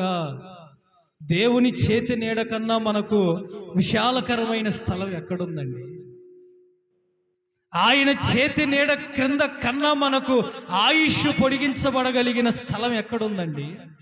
ఆయన చేతి నీడలో మనమందరం దాచబడి ఉండే అనుభవాల కన్నా మనకు మేలైనటువంటి స్థలం ఏదైనా ఉన్నదా? మన నోటి వెంట ఆయన మాటలు ఉంచి ఆయన చేతి నీడలో మనలను కప్పాలి అని కోరుకుంటున్నాడు. ఆయన చెయ్యి ఎంత విశాలమైనటువంటిదండి! ఆయన ధ్యాన ఎంత పెద్దదండి! ఆయన పురుషిట్, ఆయన పిడికిలి ఎంత విశాలమైనటువంటిదండి! సముద్రాన్ని అలా అరచేతుల మీద నిలబెట్టగలిగిన సమర్థుడు ఆయన. ఆయన ధ్యానతో ఆకాశాన్ని కొలవగలిగిన సమర్థుడండి ఆయన. ఆయన అరచేయి ఎంత విశాలమైనటువంటిది! అంత విశాలమైనటువంటి అరచేతి నీడలో నిన్ను నీ కుటుంబాన్ని ఈ సంవత్సరం అంతా కూడా కప్పాలని ఆశ కలిగి ఉన్నాడు ఆయన. నీ నోట ఆయన మాటలు ఉంచాలి. ఎవరి మాటలు ఉన్నాయి ఇప్పుడు మన నోటి వెంట? ఉండకూడనటువంటి మాటలు, చదవకూడనటువంటి మాటలు మన నోటి వెంట ఏ మాటలు ఉన్నాయి? దేవుని మాటలు ఉన్నాయా? సువార్తను గురించినటువంటి మాటలు ఉన్నాయా? ఒక్క వ్యక్తి అయినా రక్షింపబడగలిగేటువంటి మాటలు ఉన్నాయా? మన నోటి వెంట ఒక్క వ్యక్తినైనాను బలపరచగలిగే మాటలు ఉన్నాయా? ధైర్యపరచగలిగే మాటలు ఉన్నాయా? చిక్కుముడులలో పడవేయగలిగే మాటలు ఉన్నాయా? ఏ మాటలను మనం పెట్టుకొని వస్తూ ఉన్నామండి? బైబిల్లో చాలా రకాలైనటువంటి మాటలు ఉన్నాయి. కపటమైన మాటలు ఉన్నాయంట. ఏ మాటలు? ఏ మాటలండి? కపటమైన మాటలు ఉన్నాయంట. సులువుగా చిక్కులు పెట్టే మాటలు ఉన్నాయంట. కానీ ప్రభు అంటున్నాడు, ఆ మాటలు కాదయ్యా, నీ నోటి వెంట నా మాటలు ఉంచి ప్రజలను విడిపించాలి. ఒక వ్యక్తి అవసరమై ఉన్నాడు దేవునికి. సైన్యం పెద్దది, విస్తారమైన ప్రజలు ఉన్నారు. అప్పటికే 430 ఏండ్లు బానిసలుగా ఉన్నారు. వారందరినీ విడిపించాలి అనే ఆలోచన కలిగి దేవుడు ఓ వ్యక్తిని ఎన్నుకుంటే, దేవుడు ఓ వ్యక్తిని కోరుకుంటే ఆ వ్యక్తికి మాటలు సరిగా రావు. సరిగా మాట్లాడలేడు, సరిగా పలకలేడు, సరిగా సమాధానం చెప్పలేడు, సరిగా జవాబును పంచుకోలేడు. ఏం మాట్లాడతాడో తనకే తెలియదు. అట్లాంటి వ్యక్తి ఎక్కడికి వచ్చాడండి? బండ సందు దగ్గరికి వచ్చాడు. దేవునికి మహిమ కలుగునుగాక. ఎక్కడికి వచ్చాడు? బండ సందు దగ్గరికి. ఎందుకో తెలుసా? అయ్యా, నా నోట నీ మాటలు దాచుకొని నీ ముఖదర్శనం చేయాలని ఆశపడుతున్నానయ్యా. ఒక్కసారి నీవు నన్ను అయ్యా చూస్తున్నావు, అలాగే నేను కూడా నిన్ను చూడాలని ఆశ. ఒక్కసారి నీ ముఖం చూపించవా? ఒక్కసారి నీ ముఖ రూపాన్ని చూపించవా అంటే అప్పుడు దేవుడు మోషేతో అంటాడు, నేను నా మహిమతో నా మహిమను నీకు అగుపరిచి బండ సందులలో నిన్ను నిలవబెట్టి నా చేతి నీడలో నిన్ను కప్పుతానయ్యా అంటాడు. నాకు భలే నచ్చిందప్ప. నా చేతి నీడలో నిన్ను కప్పుతా. ఒక మాటలు రాని వ్యక్తి, ఒక మాట్లాడలేని వ్యక్తి, సరిగా ప్రజలకు వాక్యాన్ని దేవుడు చెప్పమన్నది చెప్పే, ఎలాగైతే చెప్పమన్నాడో ఆ రీతిగా చెప్పలేని వ్యక్తి ఈరోజు దేవుని ముఖరూపం చూడగలిగే ఆ స్థితిలోనికి ఎలా రాగలిగాడు? చదవండి నిర్గమాకాండం 33వ అధ్యాయం 22వ వాక్యం. నిర్గమాకాండం 33వ అధ్యాయం 22వ వాక్యం. నా మహిమ నిన్ను దాటి వెళ్ళుచూ ఉండగా ఆ బండ సందులలో నిన్ను ఉంచి నిన్ను దాటి వెళ్ళు వరకు అదిగో నా చేతితో నిన్ను కప్పుతానయ్యా, అయ్యా నా చేతితో నిన్ను కప్పుతానయ్యా, నా చేతి నీడలో నువ్వు ఉండయ్యా, నా చేతి నీడలో దాచబడయ్యా నువ్వు. నీకు ఈ చెయ్యి తప్ప సురక్షితమైన చెయ్యి ఏదీ లేదయ్యా. చాలాసార్లు నీకు ఉన్న చేతులు చూసుకొని నష్టజాతకురాలను అనుకున్నావయ్యా. ఈ చేతులను చూచుకొని ఈ చెయ్యి ఏది పట్టుకున్నా ఏ పని జరగదని ఈ చేతుల విషయమై నిరుత్సాహమైపోయావయ్యా. ఈ చెయ్యి ఎంతో మందికి పెట్టింది. ఈరోజు పిడికిళ్ళు అన్నం పెట్టడానికి ఈ చెయ్యి విషయమై ఎన్నో చేతులు వెనక్కి వెళ్ళిపోతుంది. నీ చేత్తో ఎన్ని వేల మందికి పెట్టుంటావండి నువ్వు. ఈరోజు నీకు పెట్టడానికి ఒక్క వ్యక్తి కూడా ముందుకు రాలేకపోతున్నాడు. చేతులు దాచుకుంటున్నారు, చేతులు లాక్కుంటున్నారండి. కారణం ఏమై ఉంటుంది? అందుకే దేవుడు అంటున్నాడు, నా చేతి నీడలోనికి రాయ్యా, నా చేతి నీడలో నువ్వు ఉండయ్యా, క్షేమంగా ఉంటావు. నా మహిమ నిన్ను దాటి వెళ్ళు వరకు నా చేతి నీడలో నిన్ను కప్పుతానయ్యా. మాటలు రాని ఓ వ్యక్తి, నత్తివాడైనటువంటి ఓ వ్యక్తి, నిష్ప్రయోజనమా బలహీనము ఎందుకు పనికిరాను ఎవరో అనలేదండి, తనకు తానే అనుకున్నాడండి. దేవుని ఎదుట యథార్థంగా ఒప్పుకున్నాడండి. మోషే, నేను వేస్ట్ అయ్యా, నన్నెందుకు ఎన్నుకున్నావయ్యా, నేను ఉపయోగం లేనున్నయ్యా, ప్లీజ్ ప్రభు నన్ను వదిలిపెట్టే, నన్ను విడిచిపెట్టే ప్రభు, నేను వేస్ట్ అయ్యా అని దేవుడి ఎదుట ఒప్పుకున్నాడండి. నేను నత్తోన్నయ్యా, మోగోన్నయ్యా, నాకు కనీసం మాటలు రావయ్యా. అట్లాంటి వ్యక్తిని ఎన్నుకొని ఎక్కడికి తీసుకెళ్ళాడండి దేవుడు? ఏ స్థలంలో ఉంచాడండి? మోషే నోటి వెంట తన మాటలు దేవుడు ఉంచి ఐగుప్తు దేశాన్ని ఏలే ఒక కర్రగా మలచి మోషే చేతిలో దేవుడు పెట్టలేదా? మోషే చేతిలో దేవుడు ఇవ్వలేదా? నీ చేతులు చూసుకున్నావు, చాలాసార్లు కృంగిపోతున్నావు, కుమిలిపోతున్నావు. ఈ చేతులు చూసుకొని ఏంది ఈ చేతులు, ఎంత దరిద్రం, ఎంత దరిద్రమైన చేతులు ఇవి. నీ చేతులను బట్టి నువ్వే కృంగిపోయే స్థితిలోనికి నువ్వు వెళ్తున్నావు అంటే ఎంత బలహీనమైపోయావు నువ్వు.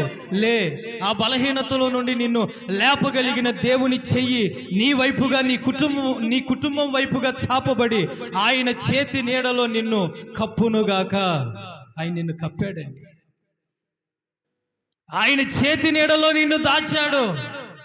మోషేను దాచినట్లుగా ఆయన నిన్ను దాచాడండి. ఎందుకో తెలుసా? నిన్ను గాయపరచాలని కాదు, నిన్ను బెత్తముతో కొట్టాలని కాదు, నిన్ను దెబ్బల పాలు చేయాలని కాదు, నిన్ను సూటిపోటి మాటల చేతికి అప్పగించాలని కాదు. నిన్ను ఎందుకు ఆయన చేతి నీడలోనికి రమ్మంటున్నాడో తెలుసా?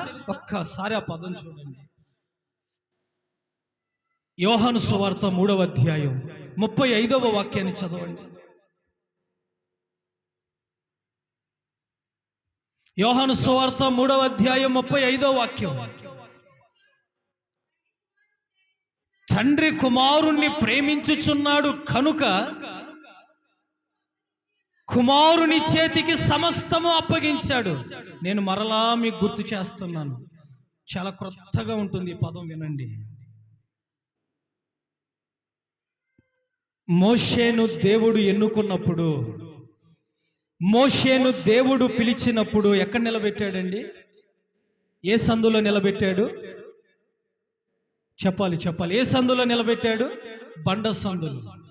ఈ బండ ఎవరయ్యా అంటే క్రీస్తు. బండ క్రీస్తుకు సాదృశ్యంగా ఆదికాండం ప్రారంభములోనే దేవుడు మోషేకి తెలియజేసేసాడు. నిర్గమాకాండంలో ప్రారంభంలోనే తెలియజేశాడు, అయ్యా ఎవరైనాను నన్ను వెంబడించగోరిన ఎడల ఈ బండ అనుభవాలలో ఉండాలి, ఈ బండ సందులో నిలబడాలి, యేసుక్రీస్తును సొంత రక్షకునిగా అంగీకరించాలి. ప్రారంభంలోనే దేవుడు తెలియజేశాడు, బండ సందులో నిలబెట్టాడు, యేసుక్రీస్తును ప్రత్యక్షంగా చూపించాడండి మోషేకి. కానీ ఇప్పుడు మనం ఎందుకు ఆ యేసులో నుండి తొలగిపోతున్నాం? ఎందుకు ఆ అనుభవాలలో నుండి జారిపోతున్నాం? యేసయ్య చేతి క్రింద మనం ఎందుకు ఉండలేకపోతున్నాం? తగిన సమయమందు నీవు హెచ్చించబడినట్లు ఆయన బలిష్టమైన చేతి క్రింద దాగి ఉండు అన్నాడు.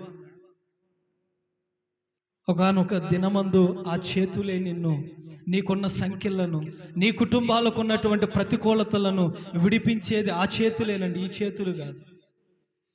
ఆ చేతులే, ఆ గాయపడ్డ చేతులే నిన్ను విడిపించేది. ఒకానొక దినాన రవి పాస్టర్ గారి చేతులేమోనని ఈ చేతుల దగ్గరికి వచ్చారు. ఈ చేతుల్లో ఏమీ లేదు. ఒకానొక దినాన నిన్ను విడిపించేది నీ కోసం గాయపడిన చేతులు, నీ కొరకు రక్తం చిందించిన చేతులు, నీ కొరకు సజీవ యాగమైన చేతులు. ఆ చేతులకు దేవుడు సమస్తము అప్పగించాడంట. ప్రారంభంలోనే మోషే, నువ్వు బండ సందులలో అయ్యా ఉండు. ఆ అనుభవాలలో ముందు చూపించింది ఏంటి?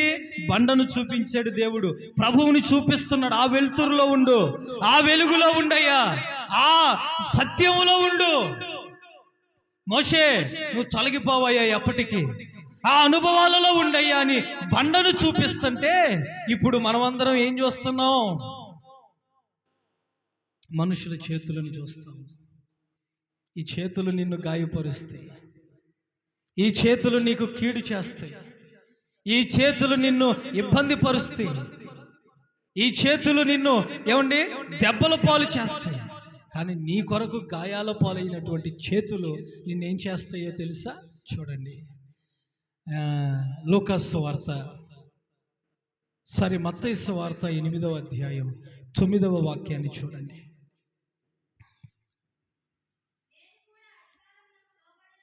నేను కూడా అధికారమునకు లోబడిన వాడను, నా చేతి క్రింద సైనికులు ఉన్నారయ్యా. యేసయ్యా, ఊరకనే రాలేదయ్యా, నేను ఒక అధికారినయ్యా. నా చేతి క్రింద 100 మంది సైనికులు ఉన్నారు. నేను శతాధిపతినయ్యా. అయితే నీ వద్దకు రావటానికి గల కారణం ఏంటో తెలుసా? నా దాసులలో నన్ను నమ్మకంగా నాకు ఉపచారం చేసి, నాకు పరిచర్య చేసి, నన్ను కనిపెట్టుకొని, నేను మంచాన పడిన వేళ, నేను సైన్యంలో ఉన్న వేళ, నేను యుద్ధానికి వెళ్ళే వేళ, నేను ఇంటి దగ్గర ఉన్న వేళ, అన్ని వేళలా నా మంచి క్షేమాన్ని, నా యోగ క్షేమాలను కనిపెట్టుకున్న నా దాసుడు జబ్బున పడ్డాడయ్యా. అతనికి నేను కాక ఇంకెవరు దిక్కయ్యా? అతనికి నేను కాక ఇంకెవరయ్యా అతను చూసుకునేది? నా క్షేమం కోరుకునేవాడిని నేను పట్టించుకోక ఎవరు పట్టించుకుంటారు యేసయ్యా? అందుకే ఆ వ్యక్తి కోసం నేను వచ్చానయ్యా. ఆ వ్యక్తిని స్వస్థపరిచయ్యా, ఆ వ్యక్తిని బాగు చేయయ్యా, ఆ వ్యక్తిని బలహీనత నుండి విడిపించయ్యా. ఆ వ్యక్తి మంచోడయ్యా. నా చేతి క్రింద సైనికులు ఉన్నారయ్యా, కానీ ఈ చేతులు యుద్ధ భూమితో నిండుకున్నాయ్యా, ఈ చేతులు రక్తంతో నిండుకున్నాయ్యా, ఈ చేతులన్నీ కూడా వ్యర్థమైన పనులు చేసిన చేతులయ్యా. ఈ చేతులు బాగు చేయలేవయ్యా, ఈ చేతులు స్వస్థపరచలేవయ్యా. అందుకే నీ చేతుల ద్వారాగా నా బిడ్డ స్వస్థపడాలని నా ఆశ. నీ చేతుల ద్వారాగా నా బిడ్డ గాయాలు కట్టబడాలని నా ఆశ. ఒక్కటి గ్రహించండి, దావీదుకి దేవుని మందిరం అంటే ఎంతో ప్రీతి. చాలాసార్లు ప్రభు దగ్గరికి వచ్చి అడిగాడు, నీ మందిరం నేను కడతానయ్యా, నీ మందిరం నేను కడతానయ్యా అంటే, నీ చేతులు యుద్ధంతో తడిసిపోయి, నీ చేతులు రక్తమయం అయిపోయి, ఆ అవకాశం నీకొద్దులే, నీ కుమారునికి ఇస్తాను సొలొమోనుకు అన్నాడు. నీ కుమారుడైన సొలొమోను కడతాడయ్యా నా మందిరాన్ని, నీ చేతులు వద్దు అన్నాడు. నీ చేతులతో వద్దు. మన చేతులతో మనం ఏం చేస్తున్నాం ఒకసారి ఆలోచించేయండి. మన చేతులతో మనం ఏం చేస్తున్నామండి? అందుకే ఆ శతాధిపతి ప్రభు దగ్గరికి వచ్చి అంటాడు, అయ్యా నీ చేతుల ద్వారాగా నా బిడ్డను స్వస్థపరిచేయ, నా సైనికుని స్వస్థపరచు. అసలు పనివాడి గురించి అంత దూరం రావాల్సిన అవసరం ఆ వ్యక్తికి ఉందా? లేదు. అయినా ఎందుకు వచ్చాడండి? అయినా ఎందుకు వెళ్తున్నాడు? యోబు గ్రంథం 5వ అధ్యాయం 18వ వాక్యం చూసినప్పుడు ఎందుకు వచ్చాడో మనకు అర్థమవుతుంది.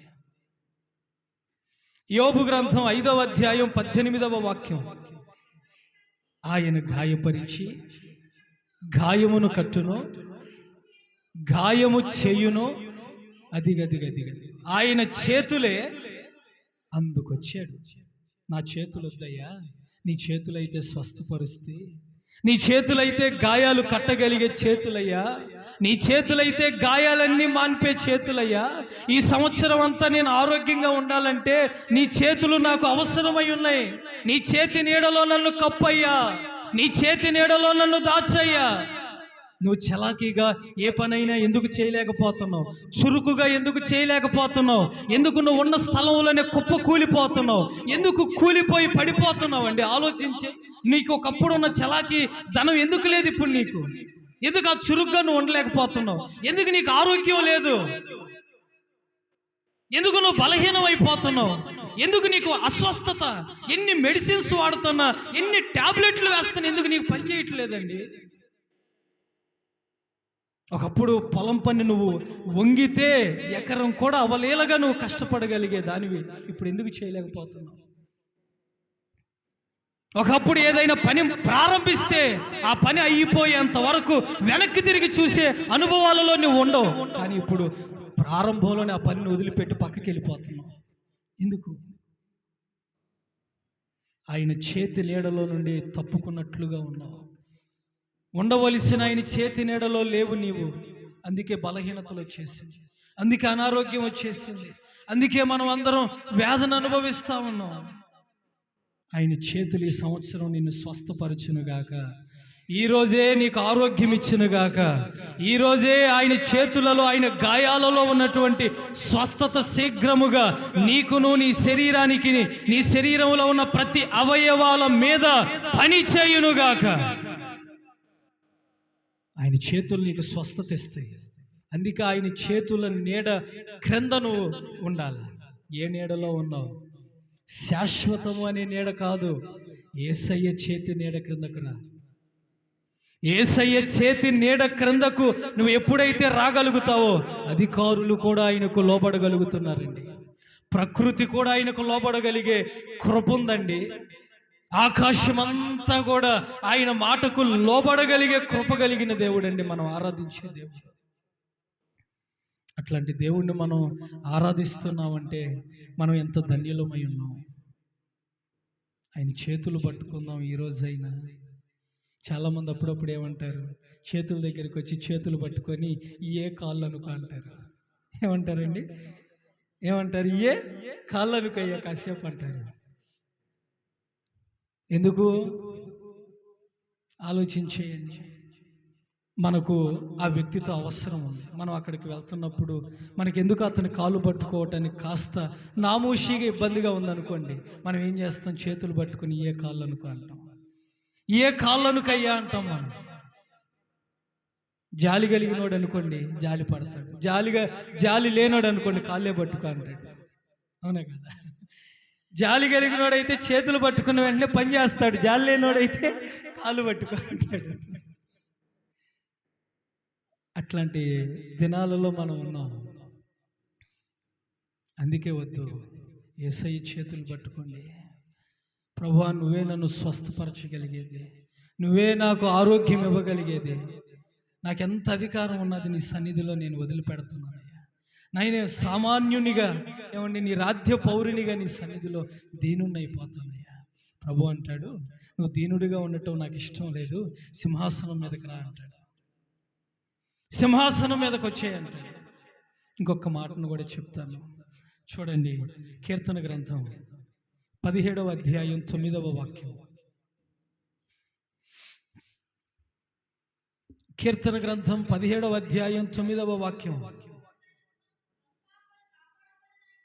ఒకడు తన కనుపాపను కాపాడుకొనున్నట్లు నన్ను కాపాడు, నన్ను లయపరచగోరు దుష్టులను కాపాడు.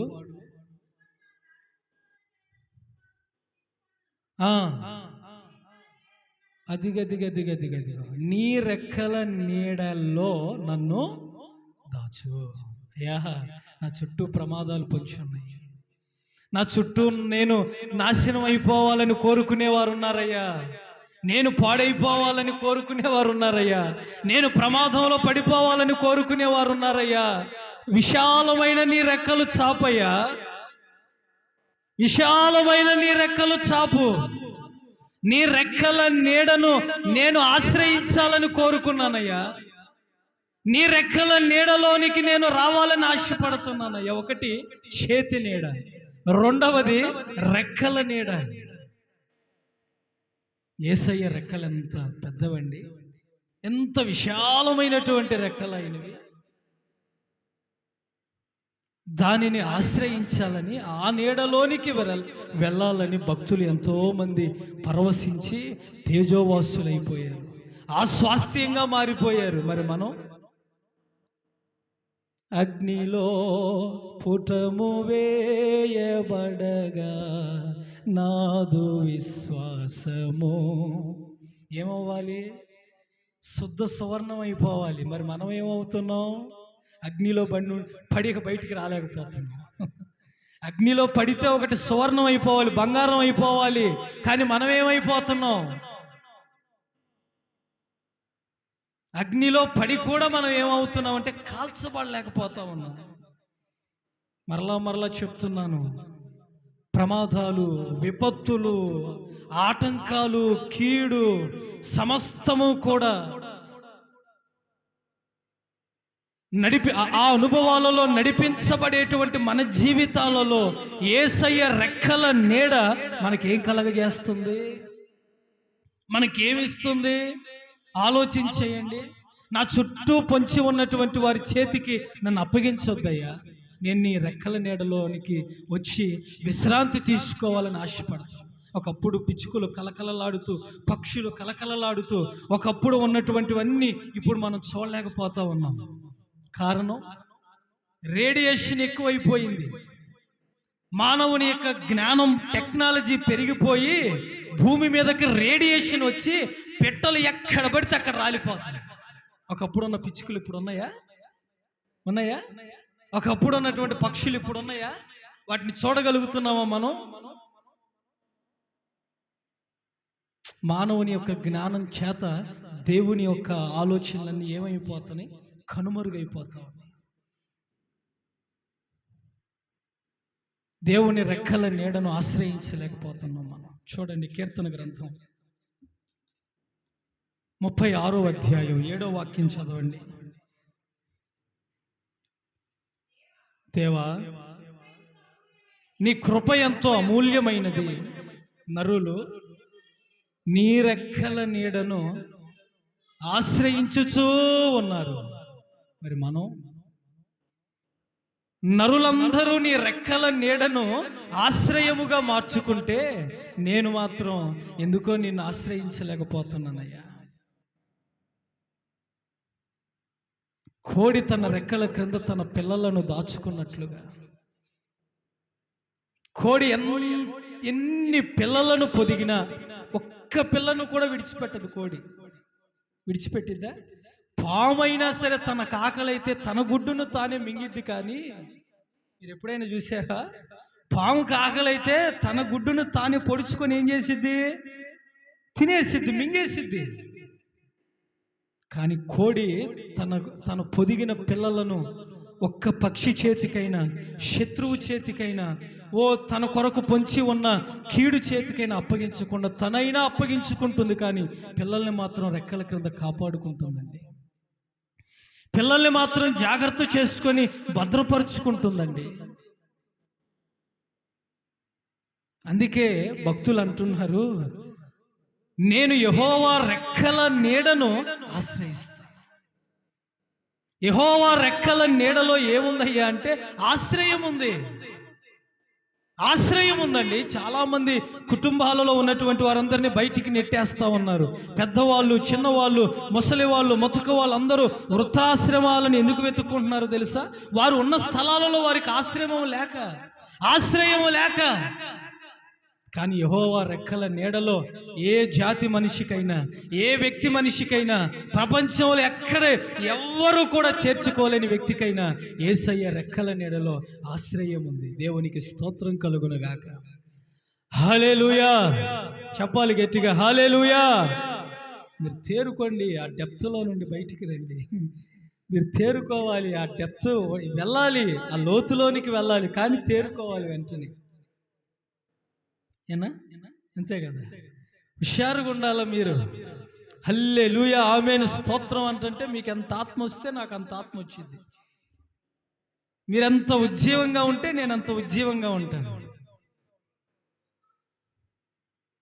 వాక్యం ఏడిపిస్తుంది, వాక్యం ఆదరిస్తుంది, వాక్యం బలపరుస్తుంది, వాక్యం మనం ఏంటో మనకి గుర్తు చేస్తుంది, వాక్యం సరిచేస్తుంది. అన్నీ ఉన్నాయి వాక్యంలో. గ్రహించి యెహోవా రెక్కల నీడలో ఉన్న ఆశ్రయాన్ని 61:4 కూడా చూడండి కీర్తన.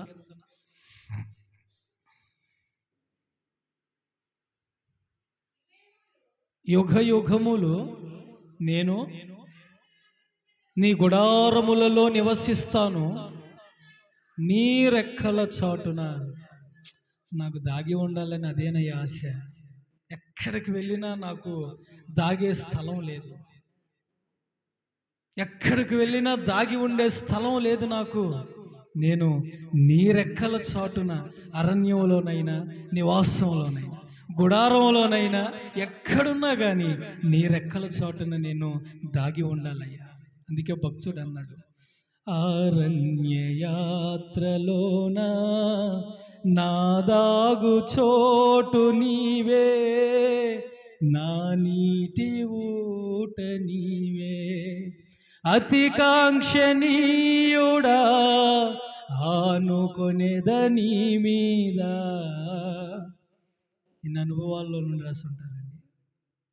ఆయన రెక్కల నీడలో ఏముందయ్యా అంటే దాచబడేటువంటి స్థలం ఉంది, దాగే స్థలం ఉంది.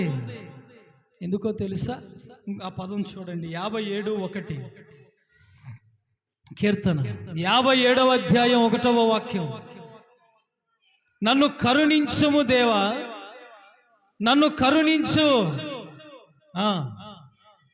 నీ శరణు చొచ్చి ఉన్నాను. అదిగో ఆపదలన్నీ తొలగిపోయే వరకు. ఎందుకయ్యా యేసయ్య రెక్కలను మనం ఆ నీడలో ఆశ్రయాన్ని కలిగించుకోవాలి అంటే, రాబోయే ఆపదలన్నిటి నుండి ఆయన రెక్కలు మాత్రమే మనకు సహాయం చేయగలుగుతాయి. దేవునికి మహిమ కలుగునుగాక. ఆయన రెక్కల క్రింద ఉంటేనే పొంచి ఉన్న ప్రమాదాలన్నిటిలో నుండి దావీదు బ్రతిమలాడుకుంటున్నాడు, అయ్యా నేను శరణజొచ్చి ఉన్నానయ్యా, నేను శరణజొచ్చి ఉన్నానయ్యా, నా కొరకు పొంచి ఉన్న ఆపదలన్నిటిలో నుండి నీ రెక్కలనే నేను ఆశ్రయముగా, నీ రెక్కల నీడనే నేను ఆశ్రయించి ఉన్నానయ్యా. ఇప్పుడు నీ రెక్కలే నన్ను ఆశ్రయమై ఉన్నటువంటి నీ రెక్కలు ఈ ఆపదలన్నిటిలో నుండి కాపాడాలయ్యా, కాపాడాలయ్యా. ఎవరు కాపాడుతారండి? ఏ పట్టణాన్ని ఎవరు కాపాడగలుగుతారు? నేను మీ అద్దకు వచ్చాను అనుకోండి, మా కాపాడబడలేని పరిస్థితిలో ఉన్నాను, కొంచెమైనా కాపాడండి, కొంచెమైనా సహాయం చేయండి. పాస్టర్ గారు నీ కొరకు ప్రార్థన అంటే చేయగలుగుతాం, కానీ మాకున్నాయి అయ్యా, మాకున్నాయి, కాపాడుకోవలసినవి చాలా ఉన్నాయి, మావే, మమ్మల్ని కాపాడేది ఎవరు అంటారా అనరా?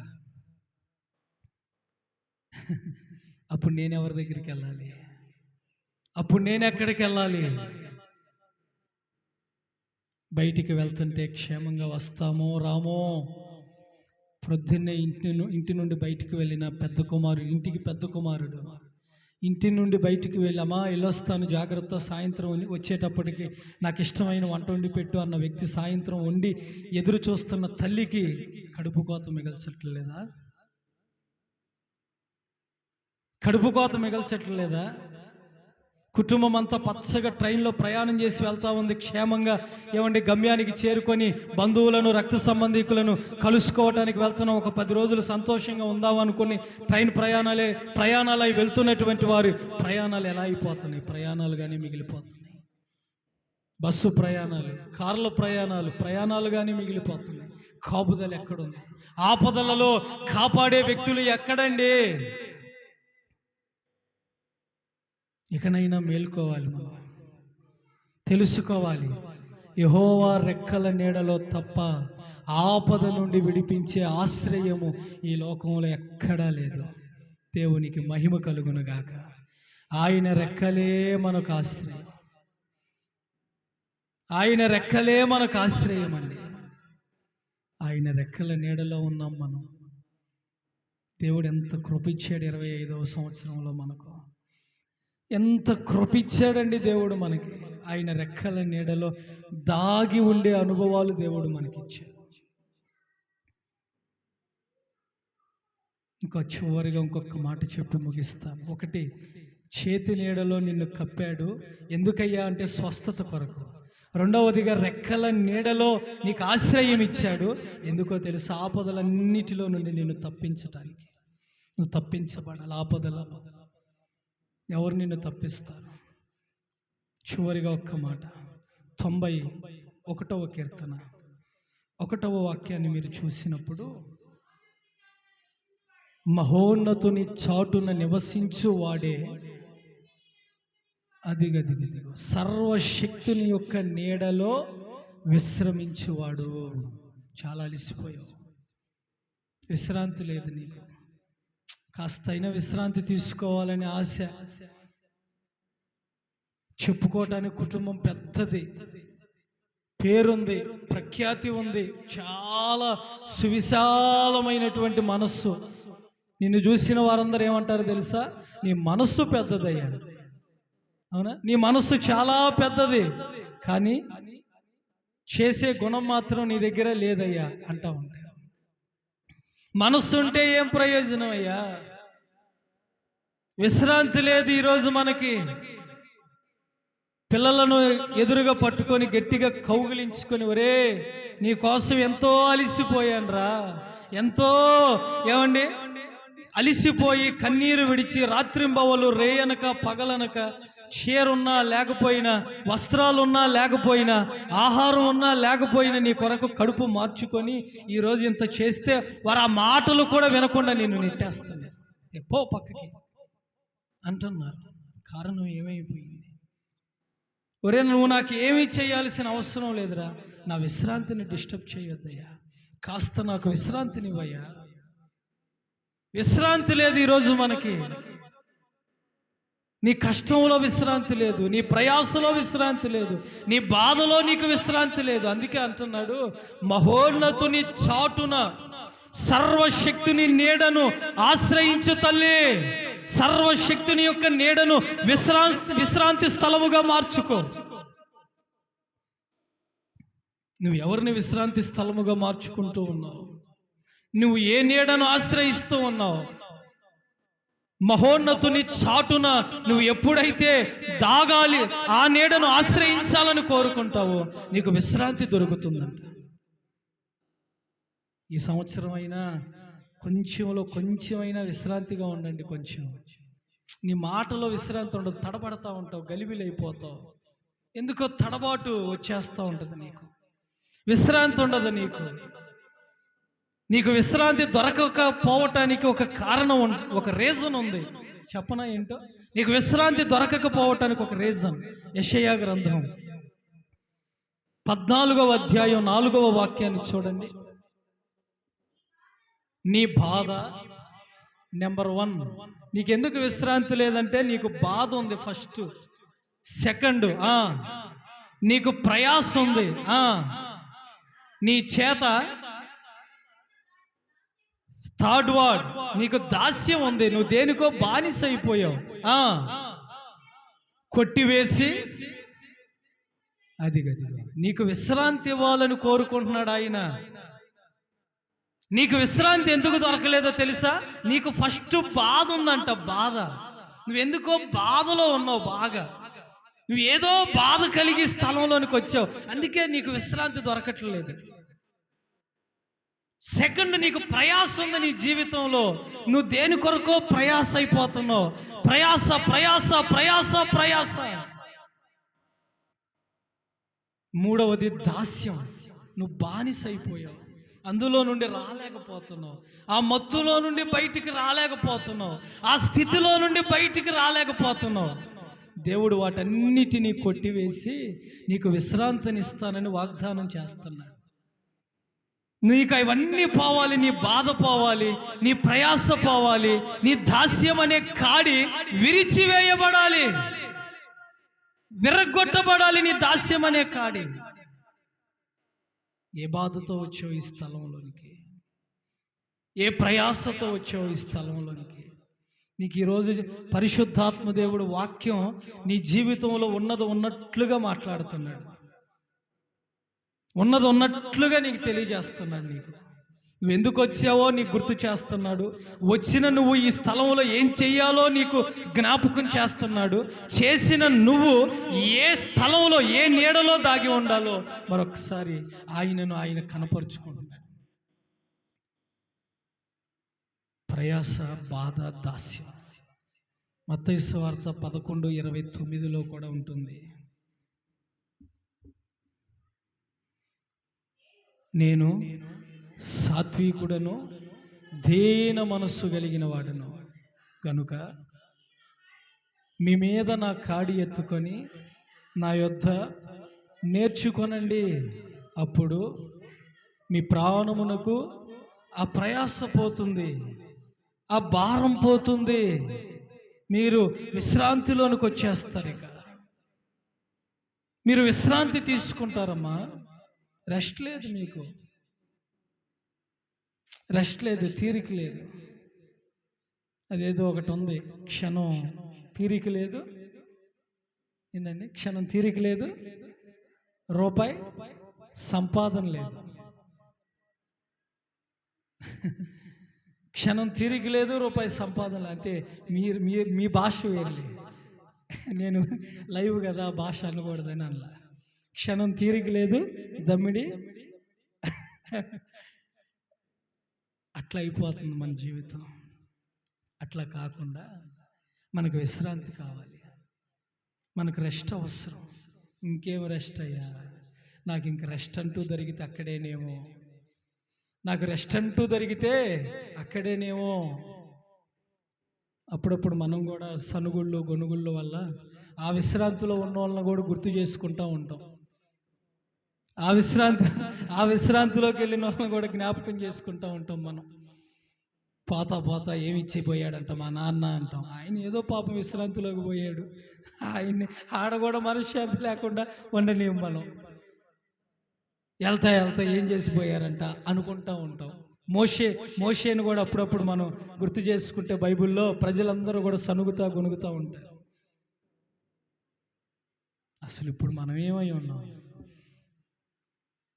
విశ్రాంతిలో దేవుడు మిమ్మల్ని ఈ సంవత్సరం అంతా ఉంచాలి. యేసునామములో మీరు విశ్రాంతిలోనే ఉండాలి. మీ ప్రయాస, మీ బాధ, మీ కష్టం సమస్తాన్ని దేవుడు తొలగించునుగాక. 3 అనుభవాలు చెప్పాను. చేతి నీడ, రెక్కల నీడ, సర్వశక్తుని నీడ. చాలా క్రొత్తగా ఉంది కదా నీడ. ఈరోజు అంశం పేరు ఏంటంటే సాయంత్రం ఇంటికి వెళ్ళి చుట్టూ తిరిగి చూసుకునే నీడ భయపడతాయి. ఆ నీడ కాదు, యేసయ్యే మనకు నీడ, ఆయనే మనకు ఒక నీడ. ఆ నీడలో కడ వరకు కూడా దేవుడు మనకి ఇచ్చిన మంచి అవకాశాన్ని కాపాడుకుందాము గాక. చిన్న ప్రార్థన చేసుకుందాం. 12:30 అయింది టైం, నా రైట్ టైం ఇదే. చిన్న ప్రార్థన చేసుకుందాం. 12:30 అయింది.